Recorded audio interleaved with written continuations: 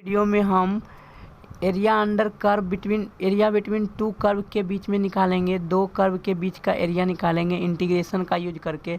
लेकिन उससे पहले और थोड़ा सा बेसिक क्वेश्चन जो है हम 2-3 क्वेश्चन सोल्व कर लेते हैं बेसिक, ताकि और अच्छी तरह से बेस स्ट्रांग हो जाए।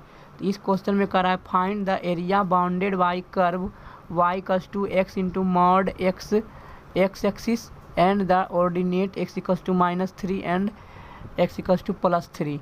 तो पहले y इक्वल्स टू जो लिखा हुआ है यहाँ x मॉड x है, तो इसका ग्राफ किस तरह से ये फंक्शन जो है इसका ग्राफ किस तरह से बनेगा। जब तक ग्राफ नहीं बनाएंगे तो कैसे रीजन पता चलेगा कि किस रीजन का एरिया हमें फाइंड करना है, कहाँ पर बाउंडेड हो रहा है, किस कर्व के बीच में x एक्सिस या y एक्सिस के साथ कर्व बाउंडेड हो रहा है, किस तरह से, तो हमें देखना पड़ेगा। तो मॉड कैसे हटता है कि मॉड हटाने से पहले चेक किया जाता है कि मॉड के जो अंदर का फंक्शन है वो निगेटिव है कि पॉजिटिव है। अगर ये पॉजिटिव रहता है, अगर जो x का वैल्यू पॉजिटिव है तो मॉडुलस चुपचाप हट जाएगा। तो चुपचाप हटेगा तो क्या होगा, सिर्फ x हो जाएगा। तो x इंटू एक्स क्या होगा, x स्क्वायर हो जाएगा। कब, जब x ग्रेटर देन और इक्वल्स टू 0 है। लेकिन जब x निगेटिव रहेगा तो क्या होगा, ये x निगेटिव के साथ खुलेगा, मतलब -x हो जाएगा। मॉड हटेगा और माइनस लग जाएगा, तो -x होगा इंटू एक्स, तो क्या होगा -x स्क्वायर हो जाएगा। कब होगा, जब x लेस देन 0 होगा। ठीक है, तो हम इनका ग्राफ बना करके एरिया फाइंड करेंगे जिसके बीच में कह रहा है। तो हम यहाँ पर ग्राफ बनाते हैं x स्क्वायर और -x स्क्वायर का ग्राफ। तो ये y एक्सिस हो गया, ये x एक्सिस हो गया, ये x एक्सिस, ये y एक्सिस है। तो x इक्वल्स टू 3, यहाँ पर क्या दिया हुआ है, x इक्वल्स टू 3 और x इक्वल्स टू -3। तो x इक्वल्स टू -3 कहीं इधर ही बनेगा लाइन, ये लाइन क्या होगा, x इक्वल्स टू -3 ऑर्डिनेट हो गया। ये पॉइंट कौन सा होगा, -3, 0 मानते a डैश से, और इधर कहीं होगा x इक्वल्स टू 3 वाली लाइन, x इक्वल्स टू 3, ये पॉइंट कौन सा होगा 3, 0 और x एक्सिस इसके बीच में निकालना, ये ओरिजिन है। ठीक है, तो y equals to x square का ग्राफ कुछ इस तरह से बनता है। y equals to x square का ग्राफ कुछ इस तरह से बनेगा, इस तरह से। और y इक्वल्स टू -x स्क्वायर का ग्राफ डाउनवर्ड बनेगा, डाउनवर्ड पैराबोला बनेगा। तो इस तरह से नीचे कहीं कट करेगा। तो हमें एरिया निकालना है, कौन सा, ये एरिया निकालना, फाइंड करना है।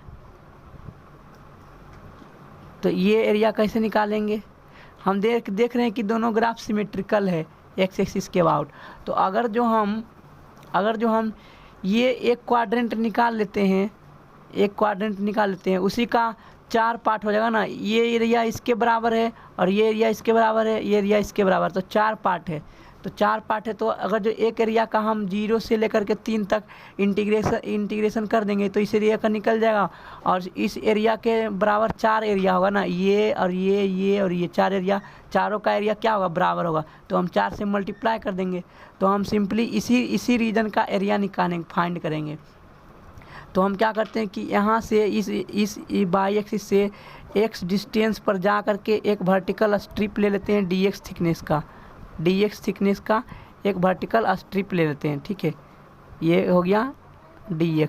ठीक, और 0 से 3 तक इंटीग्रेट कर देंगे, x कोऑर्डिनेट 0 से लेकर के 3 तक इंटीग्रेशन कर देंगे। तो क्या होगा, लेकिन अगर जो निगेटिव के साथ करेंगे तो निगेटिव के साथ यहाँ -3 ये लेना पड़ेगा। अगर उस तरह से करेंगे तो हम इसी क्वेश्चन के द्वारा ही कर देते हैं। एक बार -3 से 0 तक लेंगे इंटरवल, और एक बार लेंगे 0 से 3 तक ले लेंगे। तो इसी तरह से कर देते हैं। रिक्वायर्ड एरिया बराबर क्या होगा, integration mod y into dx, है ना। कहाँ से कहाँ, -3 से लेकर के +3 तक, -3 से लेकर +3 तक। तो जिस तरह से फंक्शन होगा उस तरह से ब्रेक होगा। तो हम देख रहे हैं कि -3 से लेकर के -0 तक में, -3 से लेकर के -0 तक में कौन सा फंक्शन खुलेगा, मॉड बाई का क्या वैल्यू होगा, निगेटिव वाला, क्योंकि एक्स लेस देन के लिए क्या फंक्शन डिफाइन है, एक्स लेस देन के लिए फंक्शन क्या डिफाइन है, एक्स माइनस एक्स स्क्वायर। तो माइनस एक्स स्क्वायर लिखेंगे, कौन सा लिखेंगे, माइनस एक्स स्क्वायर वाला। तो -3 से 0 तक में ब्रेक कर देते हैं और एक्स स्क्वायर डी एक्स हो गया माइनस में। और फिर दूसरा इंटरवल क्या होगा, 0 से लेकर के 3 तक। दूसरा इंटरवल क्या होगा, 0 से लेकर के 3 तक। तो 0 से लेकर के 3 तक में क्या होगा, पॉजिटिव आ रहा है, एक्स ग्रेटर देन 0 है ना। तो एक्स ग्रेटर देन 0 के लिए कौन सा फंक्शन डिफाइन है, एक्स स्क्वायर। तो एक्स स्क्वायर का लेंगे, तो यहाँ पर जो हम लेंगे, यहाँ पर 0 से 3 में वो बाई का वैल्यू क्या लेंगे, मॉड बाई का वैल्यू एक्स स्क्वायर लेंगे, है ना, कि इसलिए डिफाइंड है। तो दोनों को इंटीग्रेशन कर देते हैं।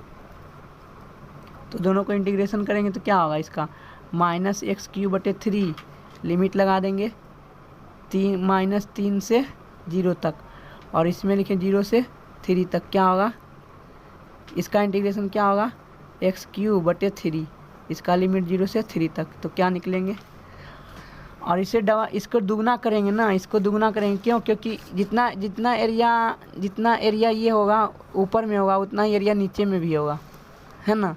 तो उसको क्या करेंगे, दुगना करेंगे।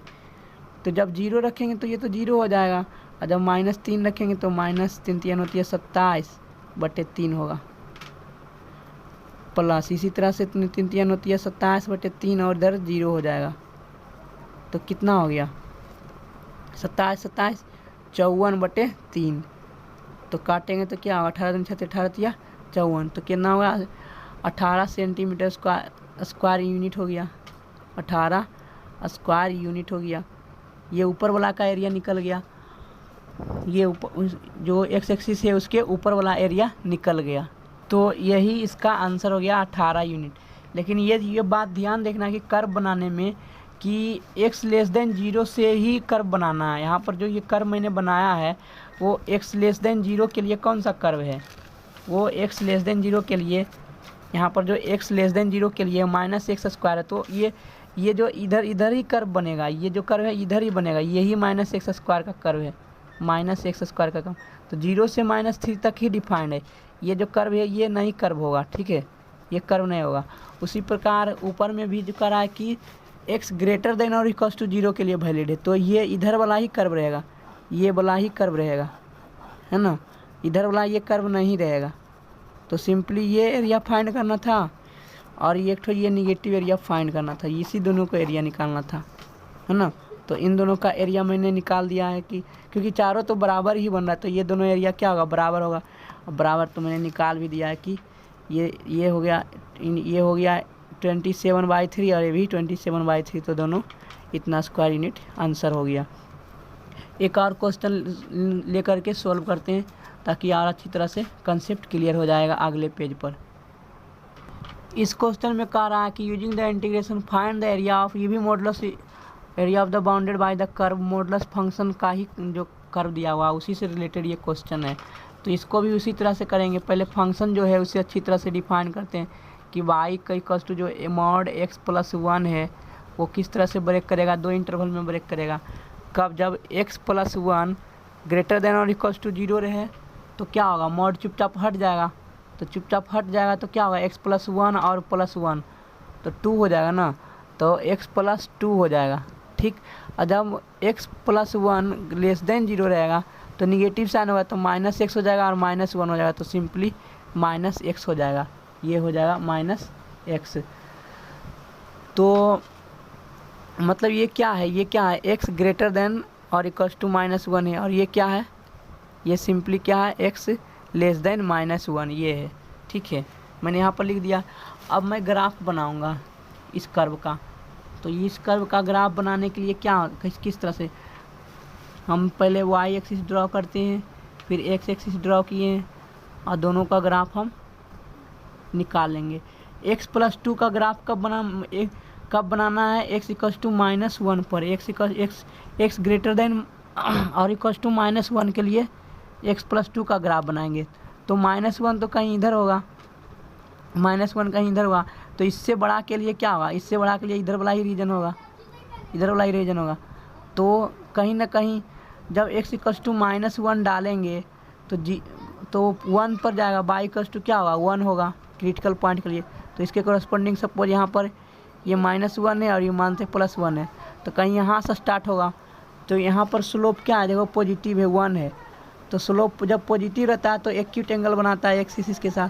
तो इसका ग्राफ कुछ इस तरह से बनेगा, ठीक इस तरह से बनेगा। और जब x equals to y equals to -x होता है, क्योंकि x लेस देन -1 है, तो -1 है तो नीचे से बनेगा। तो जब निगेटिव स्लोप है, x का वैल्यू क्या है निगेटिव, मतलब कि x एक्सिस से क्या होगा, इसके x एक्सिस से ऑब्ट्यूज एंगल बनाएगा। तो कुछ इस तरह का ग्राफ जाएगा। और जानते हैं कि मॉडुलस फंक्शन का ग्राफ इसी तरह से बनता है। तो कहीं ना कहीं और कर्व क्या x इक्वल्स टू -3, तो ये -1 है, ये पॉइंट -1, तो यहाँ पर कहीं 2 होगा, इधर कहीं 3 होगा। तो मान लेते हैं ये पॉइंट 3 है ना। तो यहाँ पर कहीं ग्राफ बनेगा इस तरह से। यहाँ पर ये जो लाइन मैंने बनाया है, ये लाइन है, ये x इक्वल्स टू -3 वाली लाइन है, ठीक ये हो गया। और x इक्वल्स टू 3 वाला लाइन इधर कहीं बनेगा। मान लेते हैं ये लाइन क्या है, x इक्वल्स टू 3 वाला है, पॉइंट क्या है 3,0। तो ये जो लाइन है x इक्वल्स टू 3 वाला है, y इक्वल्स टू 0, तो x एक्सिस हो गया। तो इसी के बीच एरिया निकालना है, इन दोनों लाइन के बीच में x इक्वल्स टू 3 वाली लाइन और x इक्वल्स टू -3 वाली लाइन। और ये जो ग्राफ दिया हुआ है वो है, ये है y इक्वल्स टू -x का ग्राफ। और ये जो ग्राफ दिया हुआ है वो है y इक्वल्स टू x+2 का ग्राफ, ठीक। तो इसके अंदर वाला एरिया निकालना है, ये एरिया, ये सब एरिया फाइंड करना है हमें। इस पॉइंट का कोऑर्डिनेट क्या होगा, -1 और 1, क्योंकि जब x इक्वल्स टू -1 डालेंगे तो x इक्वल्स टू -1 डालेंगे तो क्या होगा +1 होगा। तो ये पॉइंट क्या है -1,1, तो ये एरिया निकालना है। और ये क्या है, ओरिजिन है 0,0। तो हम फाइंड करते हैं। तो -3 से लेकर के -1 तक में क्या कौन सा कर्व खुलेगा, ये वाला लाइन है, ये लाइन है ना। तो ये लाइन का इक्वेशन क्या है, y इक्वल्स टू -x, तो y इक्वल्स टू क्या पुट करेंगे -x पुट करेंगे। और -1 से लेकर के +3 तक ले, x इक्वल्स टू +3 तक, x इक्वल्स टू +3 तक क्या होगा, ये कर्व है। तो ये कर्व का इक्वेशन क्या है, y इक्वल्स टू x+2, तो y equals to x+2 put करेंगे। तो मतलब कि 2 इंटरवल में इस एरिया का इंटीग्रेशन निकालेंगे। इस पॉइंट का नाम दे देते हैं कोई पॉइंट P, ठीक है। ये पॉइंट N है, ये पॉइंट।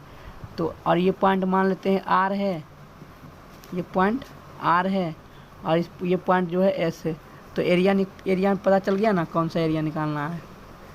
रिक्वायर्ड एरिया क्या होगा, रिक्वायर्ड एरिया बराबर होगा, एरिया क्या होगा R, और ये पॉइंट का नाम देते हैं T या तो A dash, R A dash का एरिया निकालना है, और N और ये पॉइंट P प्लस एरिया, इस पॉइंट का मान नाम देते हैं A। तो P N A और S, इसका एरिया निकालना है। तो निकाल देते हैं इंटीग्रेशन से।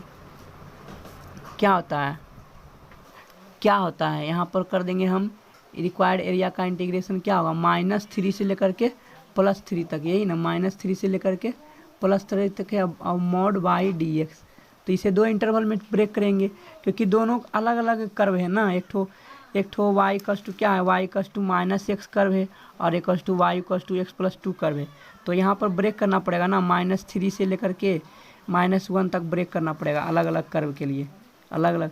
तो एक कर्व में क्या होगा, -3 से लेकर के -1 तक में mod y का वैल्यू क्या होगा, mod y का वैल्यू निगेटिव वाला होगा, -x होगा dx। और दूसरा -1 से +3 तक में y का वैल्यू क्या होगा, यहाँ इस लाइन का इक्वेशन क्या x+2 होगा, जब x ग्रेटर देन -1 रहेगा। तो इसमें हो जाएगा x+2। तो हम इसे इंटीग्रेशन कर देते हैं, तो वही आंसर हो जाएगा। क्या होगा, -x²/2, लिमिट डाल देते हैं -3 से लेकर के -1, और इसका इंटीग्रेशन क्या होगा, x²/2 + 2x, इसका लिमिट रख देंगे -1 से +3। तो पुट कर देते हैं।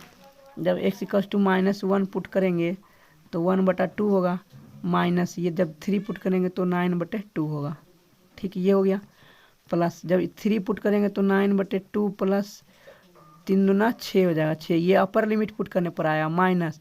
अब लोअर लिमिट पुट करने पर क्या होगा, ये 1 है -1, तो -1 पुट करेंगे तो ये तो 1/2 होगा, लेकिन ये क्या होगा -2 अपर लोअर लिमिट पुट करने पर। तो हम इसे सॉल्व करते हैं। सॉल्व करेंगे तो क्या होगा, -9 में से 1 गया 8 है, तो -8/2 बराबर -4, तो -4 आइए माइनस, तो प्लस में 4 हो गया। ठीक, और इधर सॉल्व करते हैं तो 9 में से 1 गया 8/2, तो मतलब कि 4 प्लस में हो गया, 4 प्लस में, और इधर 6 2 8 हो गया, तो 4 + 8 कितना हो गया 12, 12 4 16, 16 स्क्वायर यूनिट हो गया उस एरिया का। यही आंसर हो गया इस क्वेश्चन का आंसर। अब एक छोटा सा क्वेश्चन हॉरिजॉन्टल स्ट्रिप का अगले पेज पर लेकर के सॉल्व करते हैं। इस क्वेश्चन में कह रहा है find the area of the reason bounded by the y = -1, y = 2 और x = y³ एंड x = 0। तो x = y³ का ग्राफ किस तरह से बनता है। सबसे पहले तो हमें ग्राफ ही बनाना है। इस एरिया में से इस चैप्टर में सिर्फ ग्राफ ही बनाना है, मेन रूप से ग्राफ जिसे बनाने आ गया तो क्वेश्चन आसानी से सॉल्व हो जाएगा, क्योंकि आपने ऑलरेडी डेफिनेट इंटीग्रल पढ़ चुका है। तो x = y³ का ग्राफ कुछ इस तरह से पास करे, यहाँ पर कांस्टेंट टर्म नहीं है तो मतलब ओरिजिन से पास करेगा, और x = y³ का ग्राफ कुछ इस तरह से बनेगा, कुछ इस तरह से। ये जो बन रहा है ये क्या है, x = y³ का ग्राफ है। मैंने एक क्वेश्चन इस पर भी बनाया था। ये जो कर्व है वो x = y³ है। ठीक, और कह रहा है कि y = -1, तो y = -1 का ग्राफ किस तरह होता है। y = -1 का ग्राफ जो होता है वो y एक्सिस x एक्सिस के पैरेलल होता है, नीचे में होगा। ये लाइन जो है ये y = क्या हो गया -1 का ग्राफ। ठीक, y = -1 का ग्राफ हुआ, और ये जो पॉइंट है वो क्या होगा 0, -1 होगा। मान लेते हैं इस पॉइंट है B'। ठीक, और ये तो ओरिजिन है 0, 0। अब वो y = 2 का ग्राफ, तो y = 2 का ग्राफ भी x एक्सिस के समांतर होगा, पैरेलल होगा। ये ग्राफ है क्या y = 2 का है, ये कहाँ पर कट करेगा 0, 2 पर, सपोज दैट B पॉइंट पर कट किया। ठीक, तो हमें एरिया क्या निकालना है, x = 0, तो x = 0 वाला क्या था y एक्सिस होता है, x = 0 क्या होता है y एक्सिस होता है, तो ये y एक्सिस हो गया ये, और ये एक ठो ये हो गया y = 2 वाली लाइन, ये क्या है y = 2 वाली लाइन, और ये हो गया y = -2 वाली लाइन, और ये जो कर्व है ये कर्व के बीच में एरिया है, तो कर्व के बीच में एरिया, तो मेरा एरिया पता चल गया ना कि इस एरिया का हमें निकालना है। तो हम देख रहे हैं कि y एक्सिस के अलोंग कर्व जो भी है वो y एक्सिस पर स्थापित है, तो y एक्सिस के अलोंग एक स्ट्रिप लेना पड़ेगा।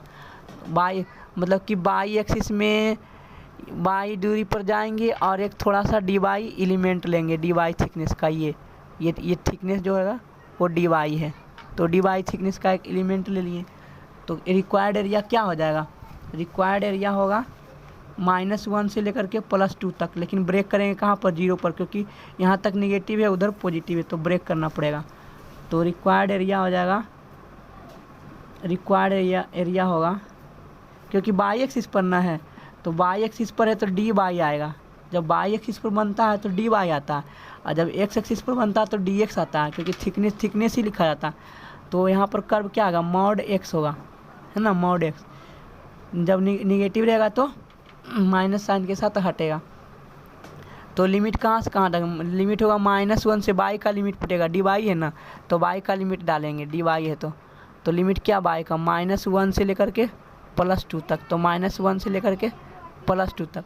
तो इसे ब्रेक करना पड़ेगा 2 पार्ट में, क्योंकि ओरिजिन पर से यहाँ पर लाइन क्या है, ये y = -y³ का है ना, तो यहाँ पर ब्रेक करना पड़ेगा इसे।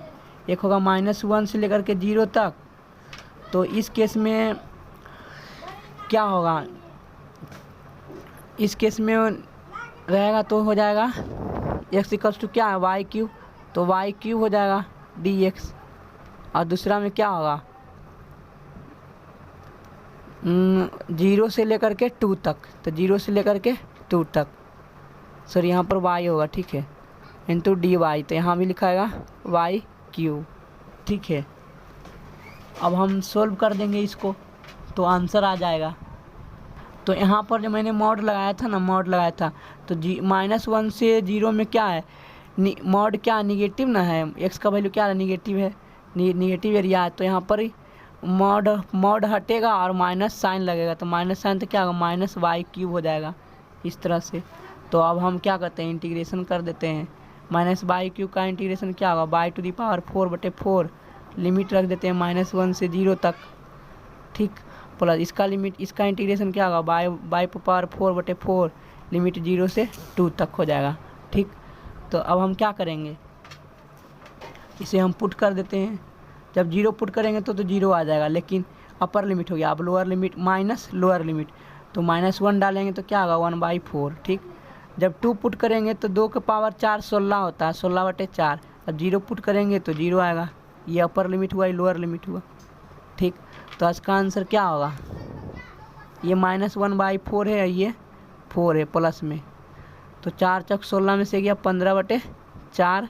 यही रिक्वायर्ड एरिया हो गया आंसर इस क्वेश्चन का।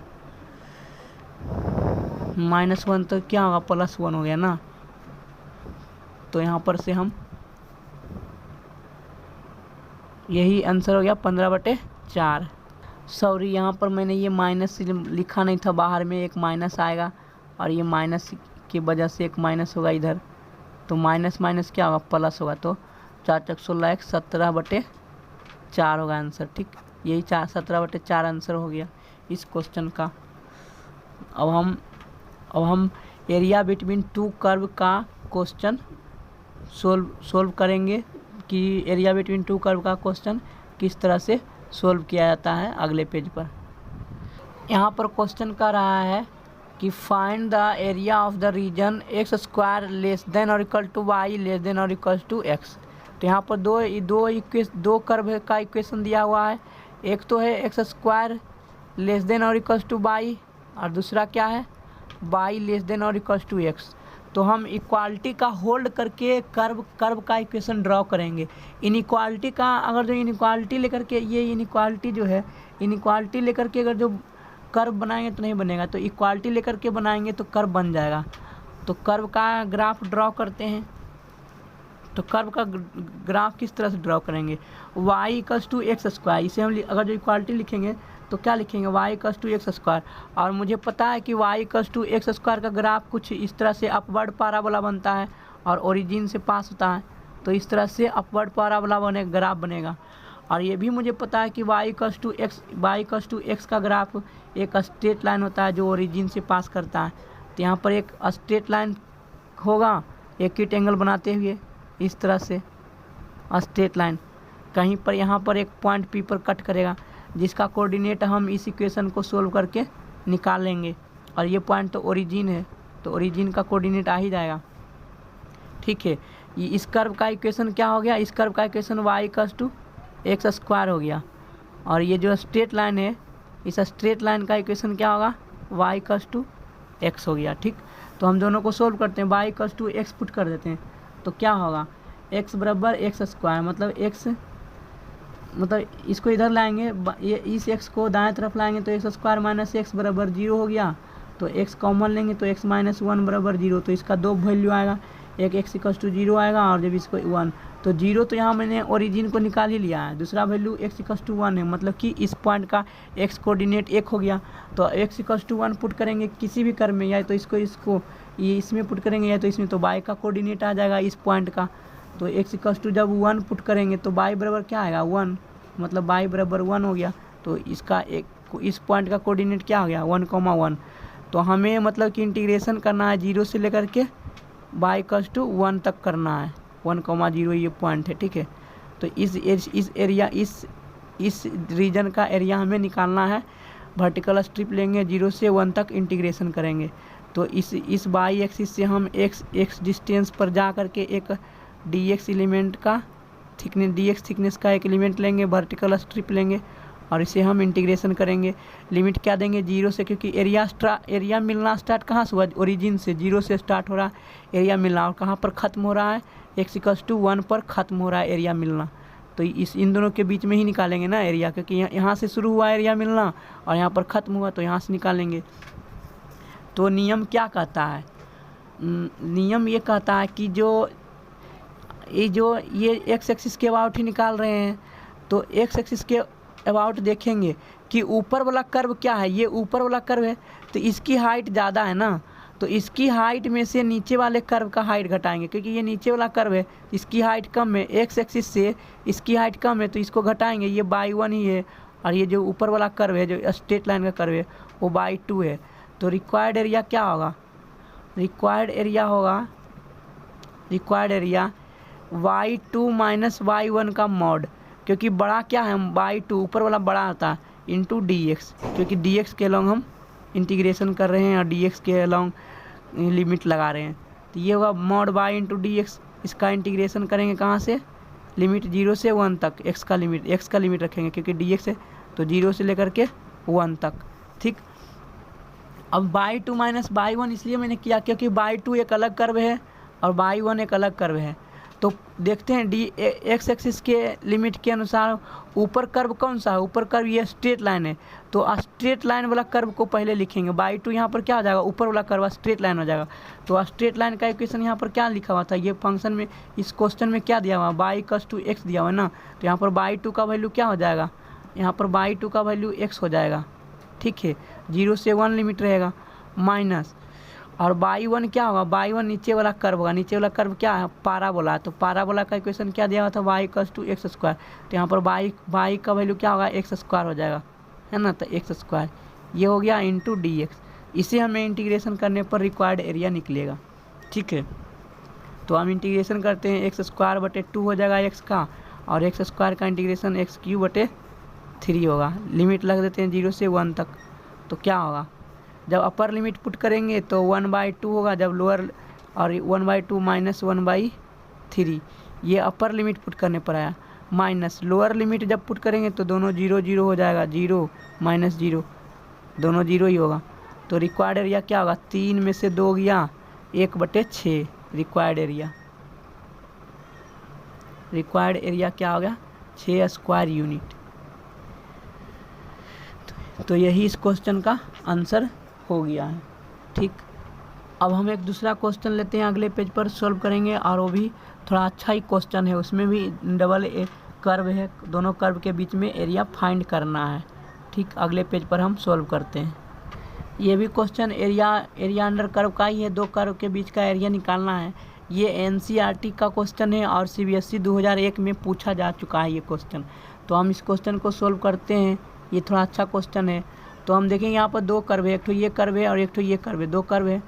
तो कर्व को लिख लेते हैं, y = क्या है? x² + 1, और y बोल रहा है कि >0 रहना चाहिए, मतलब पॉजिटिव क्वाड्रेंट में हम इसको ड्रॉ करेंगे ग्राफ, फर्स्ट क्वाड्रेंट में ड्रॉ करेंगे ग्राफ, मतलब एक्स एक्सिस के ऊपर में ड्रॉ करेंगे ग्राफ।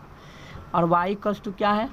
y = x + 1 है, y भी >0 है, और मतलब इससे मेन रूप से फर्स्ट क्वाड्रेंट में ही ग्राफ बनेगा। तो y = x + 1 का ग्राफ कुछ 1 इंटरसेप्ट होगा, 0,1 होगा इंटरसेप्ट, क्योंकि इसका इंटरसेप्ट क्या +1 है। तो लाइन कुछ इस तरह से ड्रॉ होगा, इस तरह से। और x = 2 है ना, x = 2, तो x = 2 वाली लाइन ये होगा। सपोज दैट ये क्या है? x = 2 वाली लाइन, ठीक। पॉइंट होगा 2,0, ठीक है। और बोल रहा है कि y = x² + 1, तो y = x² + 1 का ग्राफ किस तरह बनेगा? इसका 1 यूनिट से अपवर्ड पैराबोला ग्राफ बनेगा, इस तरह से अपवर्ड पैराबोला, इस तरह से ग्राफ बनेगा। तो ये पॉइंट ऑफ इंटरसेक्शन निकाल लेंगे कैसे? तो पहले हम इस कर्व का ग्राफ को, ये स्ट्रेट लाइन है, स्ट्रेट लाइन और इस कर्व को ग्राफ जो पैराबोला है, दोनों को सोल्व करेंगे तो आ जाएगा। तो इस स्ट्रेट लाइन का ग्राफ का इक्वेशन क्या है? x + 1। तो सोल्व करेंगे दोनों को तो इस पॉइंट ऑफ इंटरसेक्शन निकल जाएगा। इस पॉइंट का नाम देते हैं पॉइंट ऑफ इंटरसेक्शन P दे देते हैं, और ये जो है वो B दे देते हैं नाम, ठीक। ये हो गया A', ठीक, और ये पॉइंट हो गया A।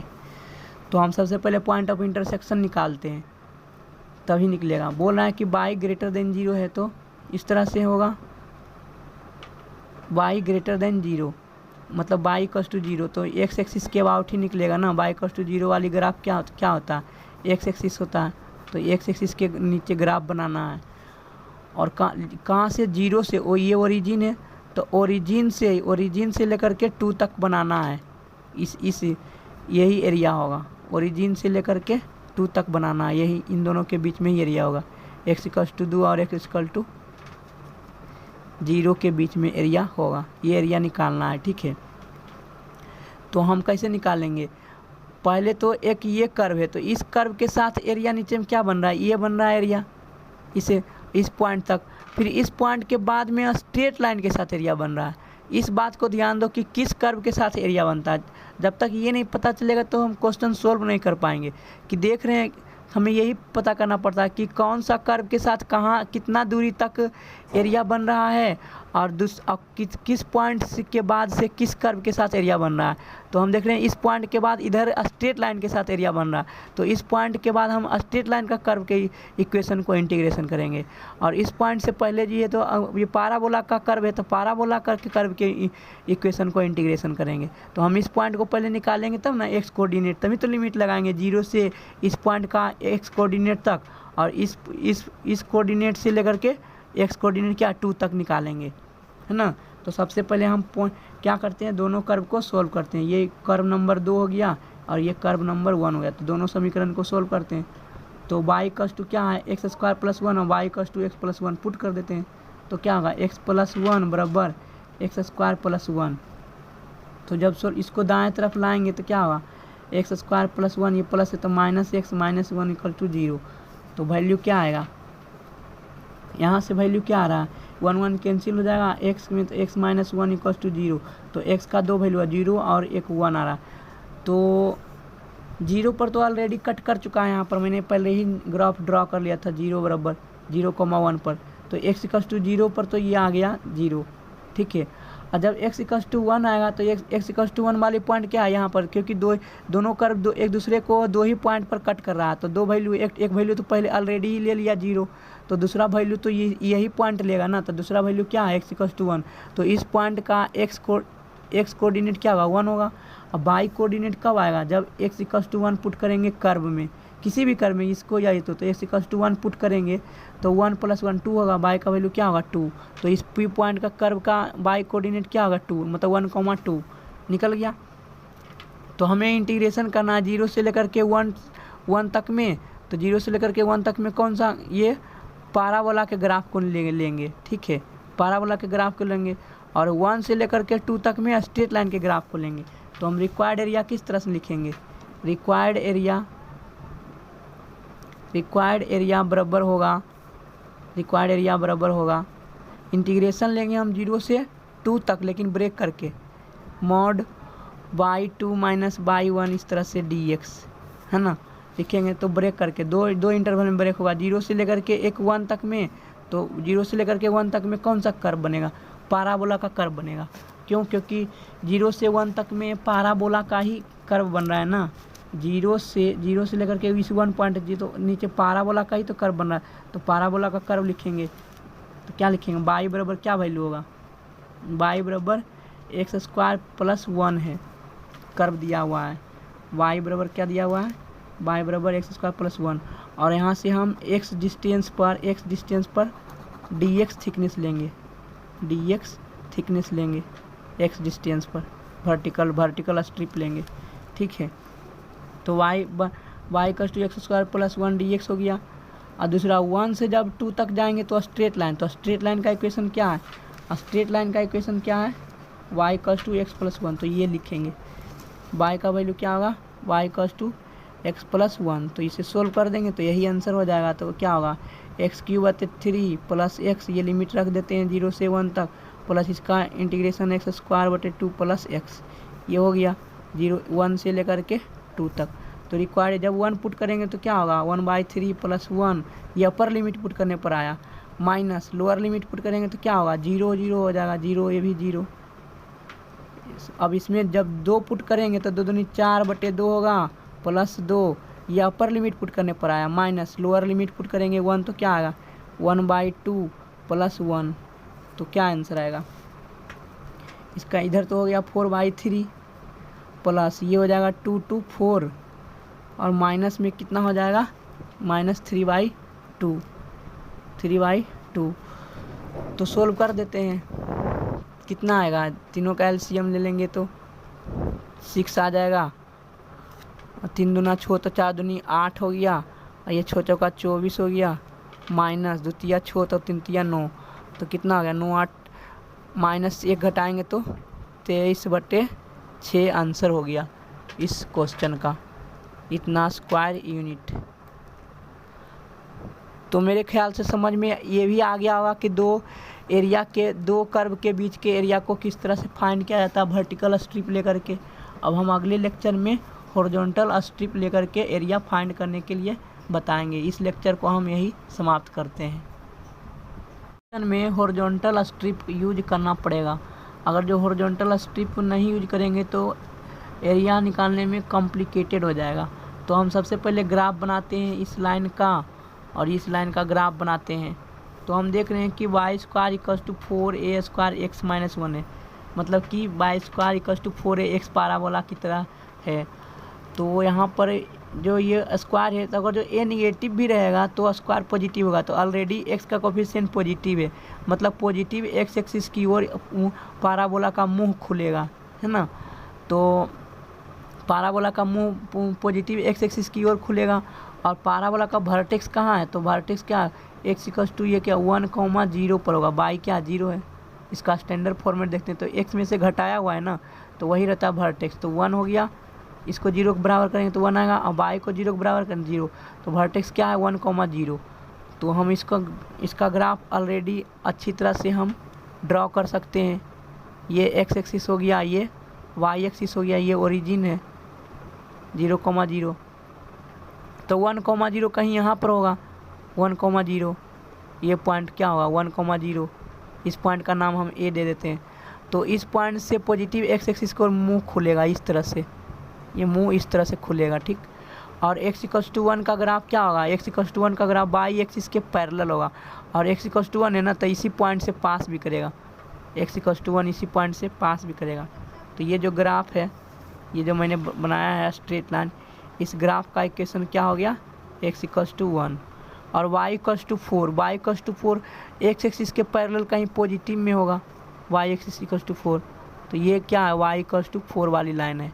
तो ये पॉइंट का इंटरसेक्शन हम निकाल सकते हैं ना, क्योंकि इस ग्राफ का इक्वेशन क्या दिया हुआ है y² = 4a² × x - 1 ये दिया हुआ है और ये भी ग्राफ का इक्वेशन है। तो दोनों को पॉइंट सोल्व करेंगे तो निकल जाएगा इस पॉइंट का।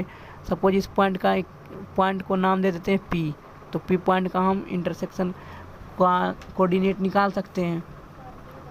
तो मेन रूप से एरिया क्या हो गया, ये लाइन